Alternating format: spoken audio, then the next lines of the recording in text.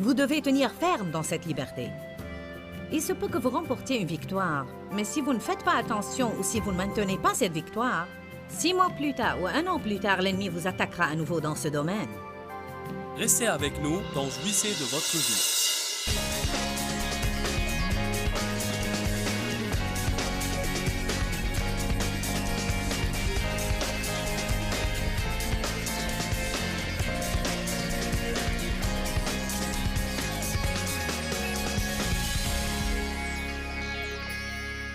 Vous avez à décider aujourd'hui même de vous réjouir là où vous êtes sur votre chemin vers le but.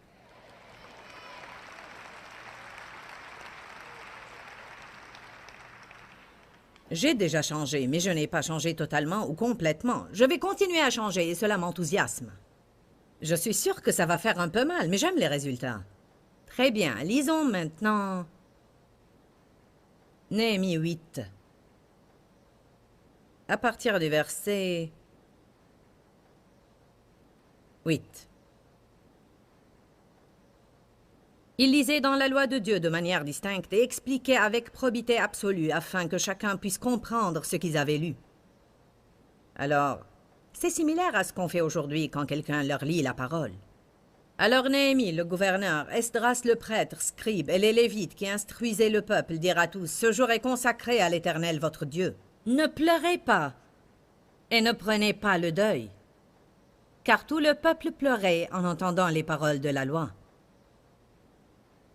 C'est seulement ce matin que le Seigneur m'a clarifié ceci. Je me demandais toujours, pourquoi ont-ils pleuré quand ils ont entendu la parole? Vous savez pourquoi? Je crois que quand ils ont entendu ce qu'ils étaient censés faire et ont réalisé ce qu'ils n'étaient pas en train de faire, ils ont pris le deuil. Puis Esdras ajouta, « Allez chez vous, mangez des viandes grasses, buvez des liqueurs douces et envoyez des parts à ceux qui n'ont rien de près. Car ce jour est consacré à notre Seigneur. Ne vous affligez donc pas, car la joie de l'Éternel est votre force et votre forteresse. » C'est passionnant pour moi, car souvent on entend seulement « La joie de l'Éternel est votre force ». Mais je crois qu'on pourrait apprendre plus que cela si on lisait tout ce qui se passait dans ce temps-là et pourquoi Néhémie leur a dit cela. Ils ont pris le deuil et ils étaient malheureux et déprimés et ils pleuraient, car quand ils ont entendu la parole, ils ont vu ce qu'ils étaient censés faire et ont réalisé où ils en étaient en comparaison avec où ils devraient être, et cela les a déprimés.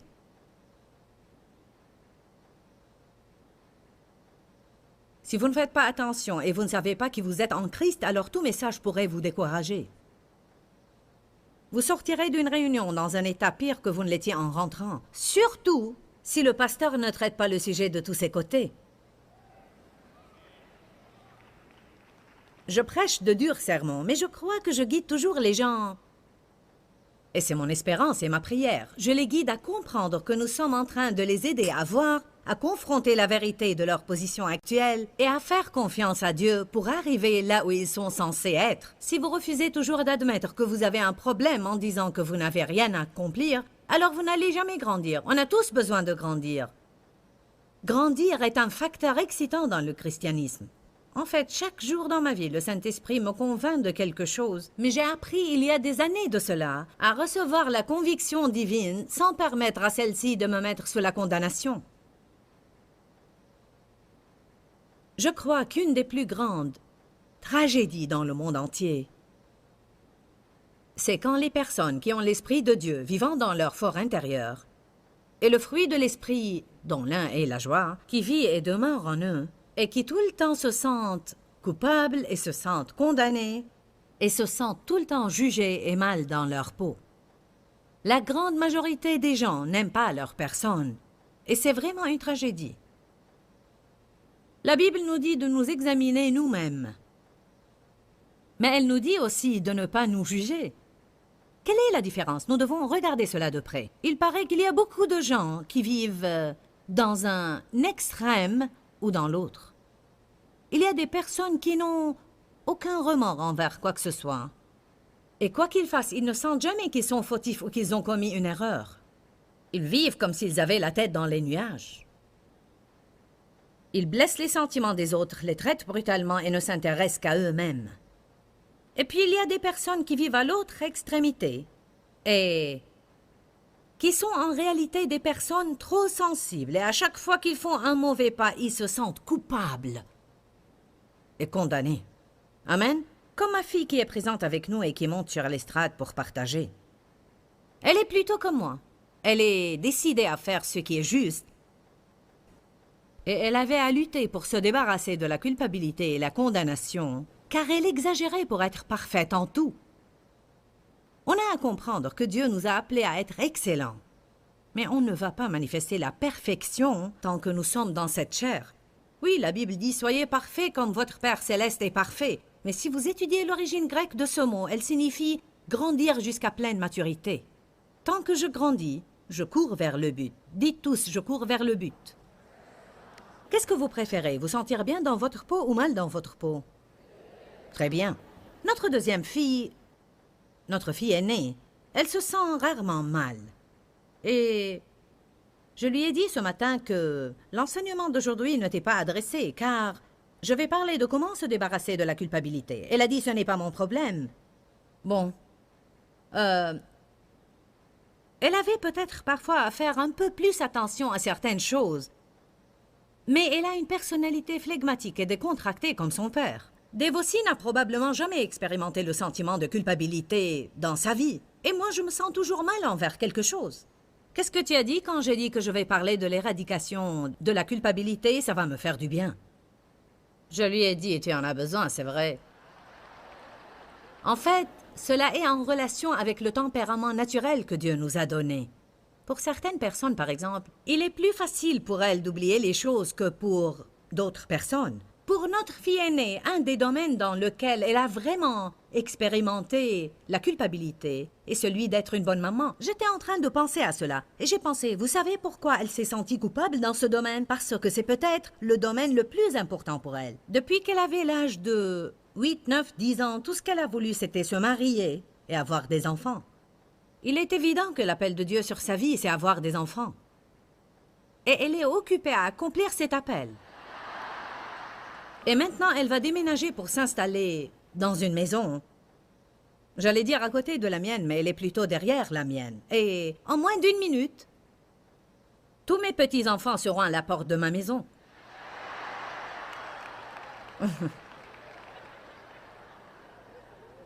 Cela m'est excitant et je crois que ça va être une bonne diversion pour moi.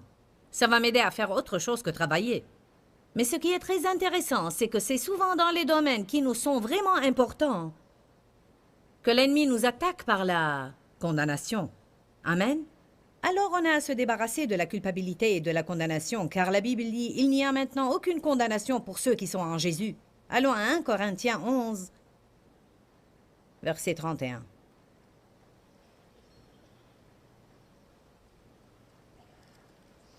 Peut-être certains d'entre vous ne prennent même pas le temps de s'examiner eux-mêmes alors qu'ils doivent le faire, alors que d'autres se jugent eux-mêmes alors qu'ils ne doivent pas le faire. Il faut qu'on soit équilibré. Il faut qu'on puisse contempler nos vies et dire « Bon, moi je parle beaucoup sur des sujets dont je ne dois pas parler. » C'est ainsi que je m'examine et je dis « J'ai besoin de ton aide, Seigneur. Je ne veux pas rester comme ça. Ça ne doit pas être, mais ça ne veut pas dire que je dois me sentir condamné. Je n'ai pas à me juger moi-même, car quand je me juge moi-même, je dois être soit innocente, soit coupable. Et si je suis coupable, je dois alors être punie. Je crois que beaucoup de personnes, faites attention, car je vais dire des choses profondes aujourd'hui. On va passer de la surface aux profondeurs. Je crois que beaucoup de personnes, quand elles se jugent elles-mêmes coupables, elles se punissent elles-mêmes en fait, en renonçant à leur joie. En d'autres termes, je n'ai pas le droit de jouir de ma vie. Je n'ai pas le droit de demander à Dieu de me bénir, car je n'étais pas bon. Et à moins que je devienne bon et je paye pour mes erreurs, je n'ai pas le droit de jouir de ma vie. Qu'en pensez-vous? Vous comprenez cela? Bon. Je veux que vous avaliez cela. Par exemple, j'ai toujours à faire face à ce problème parfois, car là où vous avez une grande forteresse, vous devez tenir ferme dans cette liberté. Il se peut que vous remportiez une victoire, mais si vous ne faites pas attention ou si vous ne maintenez pas cette victoire, 6 mois plus tard ou 1 an plus tard, l'ennemi vous attaquera à nouveau dans ce domaine. Galates chapitre 5, verset 1 dit « Le Christ nous a libérés, demeurez donc fermes dans cette liberté, et ne vous remettez pas de nouveau sous le joug de l'esclavage auquel vous étiez asservis. » Il se peut que vous vous sentiez totalement libre, et puis, tout d'un coup, l'ennemi vous fait une nouvelle petite visite et vous pensez « Quoi? J'ai cru que j'en avais déjà fini avec cela. » Ce que vous devez vraiment faire dans un temps pareil, c'est réaliser que Dieu vous dit « Vous avez besoin de réglage. » Vous avez besoin d'un petit réglage. Un de vos cylindres ne marche pas, et une bougie s'est détériorée.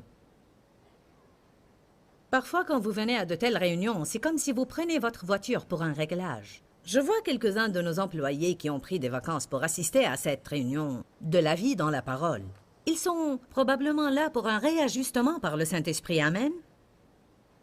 On a tous besoin de cela de temps à autre. Le Seigneur veut qu'on s'examine nous-mêmes, mais il ne veut pas qu'on se sente coupable et condamné. Il ne veut pas qu'on se juge coupable et qu'on pense qu'il faut qu'on se punisse nous-mêmes. Je me rappelle qu'il y a des années, si je n'achevais pas mon travail, tout mon travail, si ma maison n'était pas propre et tout n'était pas en ordre, je ne pouvais pas m'étendre et me reposer et jouir de ma vie, ou regarder un film, ou faire quoi que ce soit avec mes enfants, car je sentais que j'étais supposée travailler. L'autre extrême du déséquilibre, c'est être paresseux et ne jamais accomplir le travail. Et là, ce serait bien pour vous d'être agacé quand vous vous étendez sur le canapé et que vous sentez « Lève-toi et fais quelque chose ». J'étais en fait adonnée au travail. Travail, travail, travail, travail, travail. Je voulais que personne ne se repose. Je disais à Dave « Tond la pelouse, accroche ce tableau. Pourquoi tu t'assois là? Fais quelque chose. Ramassez vos jouets les enfants, nettoyez cette place, allez jouer. » Et dès qu'ils sortaient les jouets, je leur disais « Rangez-les ». Mouvement continu. J'essuyais la poussière chaque jour, je faisais reluire tous les miroirs et je passais l'aspirateur dans toutes les chambres. Mes enfants rentraient de l'école le soir et chaque jour, je leur donnais un polissoir pour polir le parquet. Chaque soir. Est-ce que je dis la vérité, Sandy? Chaque soir. Viens ici et dis-leur comment j'étais. Allez. Allez.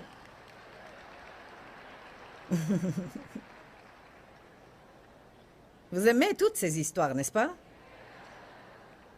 Je ne jouissais ni de ma vie, ni de ma maison. On la servait tous. Amen. J'ai changé. Tu ne te rappelleras peut-être pas combien j'étais mauvaise, mais dis-leur comment j'étais. Eh bien, j'ai commis une erreur quand j'étais jeune en disant à maman que j'aimais faire le ménage. J'avais une personnalité mélancolique et elle m'a accordé mon souhait, je vous assure. Je passais l'aspirateur tous les jours. Vraiment, je crois que je le faisais tous les jours. Et je polissais aussi le sol chaque jour. Je crois que je faisais tout ça car j'aimais le faire en ce temps-là, mais après quelque temps, j'ai bien compris, j'en avais vraiment assez de le faire.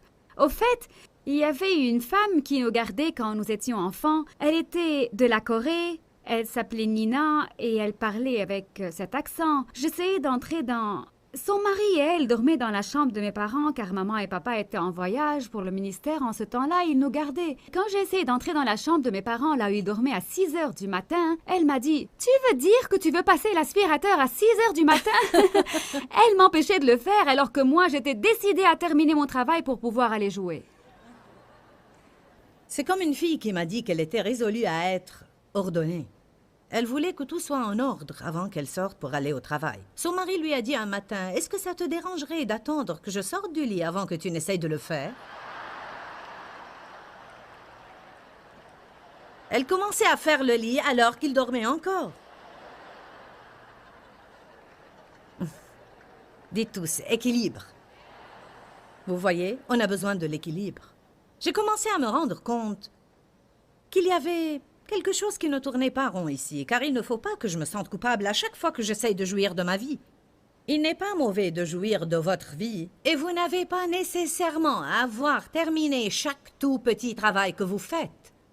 Il y a peut-être parmi vous quelqu'un qui n'arrive pas à profiter pleinement de cette réunion, car il n'a pas fait son lit et la vaisselle avant de sortir. Vous vous êtes senti déchiré, je veux y aller, mais il faut que je fasse ceci. Vous êtes là maintenant et vous continuez à y penser. Faites-le quand vous rentrerez chez vous, mais ne restez pas là à vous lamenter toute la journée car vous n'avez pas fait ce que vous vouliez faire avant de sortir.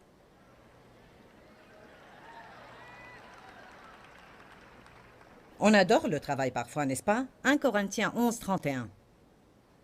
Si nous nous examinions nous-mêmes et nous discernions nos défauts et reconnaissions qui nous sommes, nous ne tomberions pas sous le jugement divin. Il nous dit, si vous regardiez à votre vie, il ne faut pas qu'on craigne de le faire. N'ayez pas peur de vivre dans la lumière. Au fait, je veux vous encourager à prendre aujourd'hui un peu de temps avec vous-même et à penser à votre vie. Est-ce que je parle beaucoup? Ou pas suffisamment? Est-ce que je parle de choses dont je ne dois pas parler? Combien est-ce que je parle pour critiquer les autres? Est-ce que je juge les autres? Est-ce que je passe assez de temps dans la prière? Est-ce que je me discipline pour avoir régulièrement un temps de prière? Est-ce que j'étudie la parole? Est-ce que je marche dans l'amour? Est-ce que j'agis selon le fruit de l'esprit? Est-ce que je suis impulsive et je me laisse aller et je me laisse aller et je me laisse aller en pensant, eh bien, vous savez que je suis comme ça, je suis coléreuse car ma mère est coléreuse. Tout cela n'est que mensonge, mensonge. Vous pouvez changer. Ce ne sont pas des tempéraments que vous avez hérités. Vous les avez peut-être acquis car vous en étiez entouré. Mais vous pouvez changer vos mauvaises habitudes et former de bonnes habitudes. Alléluia! Dites tous, je peux changer. Ne vous mettez pas à regarder aux défauts des autres sans jamais vous examiner vous-même. Quel genre d'ami êtes-vous? Est-ce que vous vous attendez toujours à ce que les autres fassent des choses pour vous alors que vous ne semez pas de bonnes graines? Je connais des personnes pareilles. Elles se sentent toujours blessées si vous ne leur faites pas ceci et vous ne leur faites pas cela. Je connais une personne très susceptible qui se sent toujours blessée si elle ne reçoit pas beaucoup d'exhortations. Mais je pensais ce matin, je ne crois pas qu'il lui est arrivé une seule fois de me dire « Ta prédication était merveilleuse ». On demande souvent des autres des choses qu'on ne donne pas, et la raison pour laquelle Dieu ne nous les donne pas est qu'on ne sème pas des graines. Allez maintenant! On a besoin de semer des graines si on veut récolter. J'ai besoin d'encouragement. Combien encourages-tu les autres? Mon patron ne m'encourage jamais. C'était quand la dernière fois que tu l'as encouragé? Oui, c'est vrai. Vous pensez que les personnes dans la direction n'ont pas besoin d'encouragement?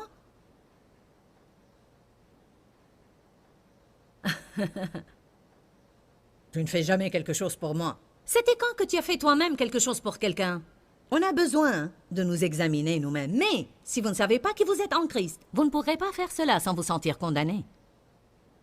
C'est pourquoi il est très important de comprendre 2 Corinthiens 5, 21. Celui qui n'a pas connu le péché, il a fait devenir péché pour nous, afin que nous devenions en lui justice de Dieu.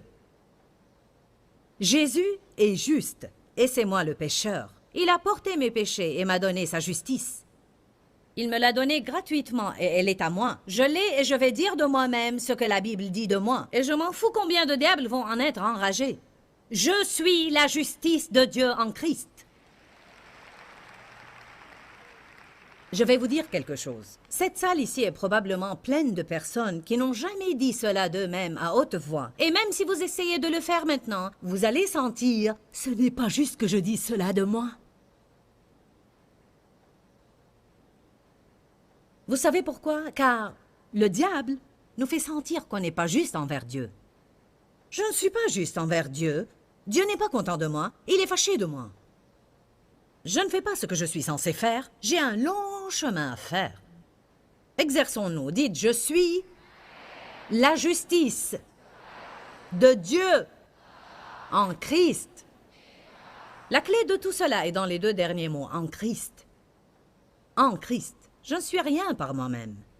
Je garde toujours cela dans ma tête. En fait, ce matin, je me suis levée, je me suis brossé les dents, puis je me suis assise sur le lit pour 15 minutes et j'ai dit, Seigneur, avant de commencer mon jour, je te dis que je ne peux pas réussir aujourd'hui sans toi. J'ai besoin de toi.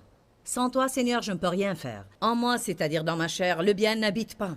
Je dépends totalement de toi. Cette réunion sera un désastre si tu ne m'aides pas. Ça m'est égal combien de réunions j'ai fait dans le passé. Je ne suis pas capable de faire que cette réunion soit bonne. Ça ne m'est pas un problème de dire que j'ai besoin de Dieu. Ça ne m'est pas un problème de dire que j'ai des problèmes.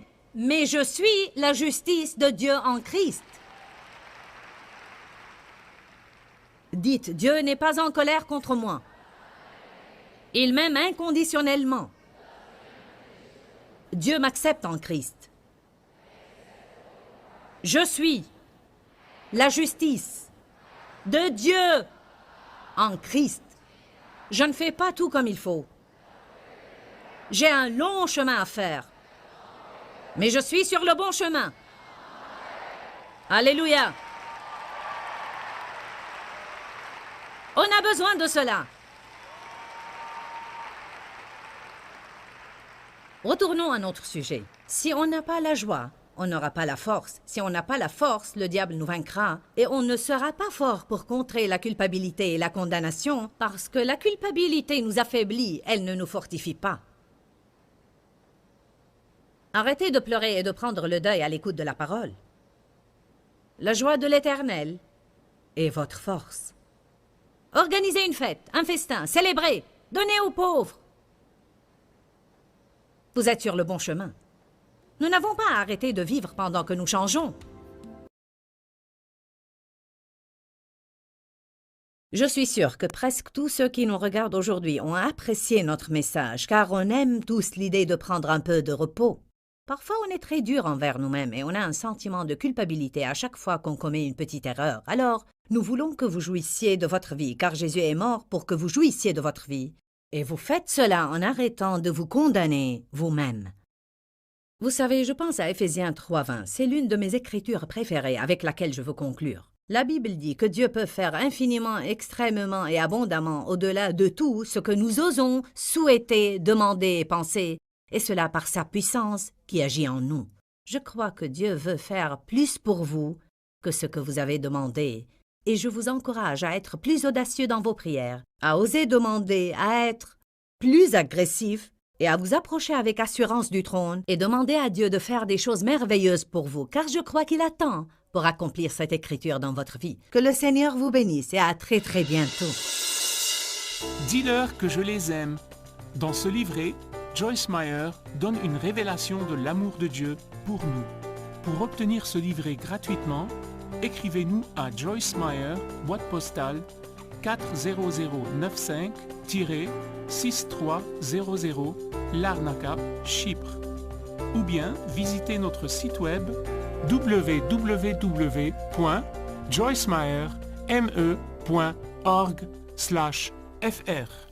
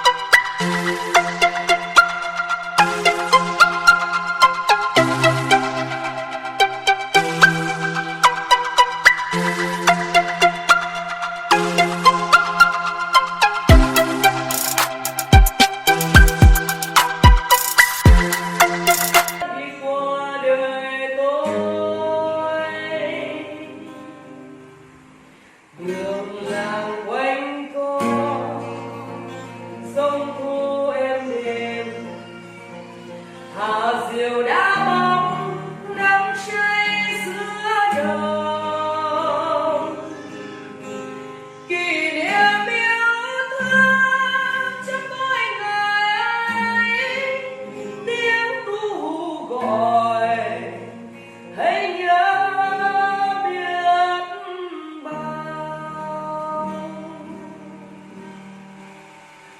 tôi xa quê hương bao năm tháng qua, nhưng trong trái tim không bao giờ xa. Lời mẹ ru con hiu hiu trẻ, mùa lụt nước lũ bắt cá giữa đường, biển trời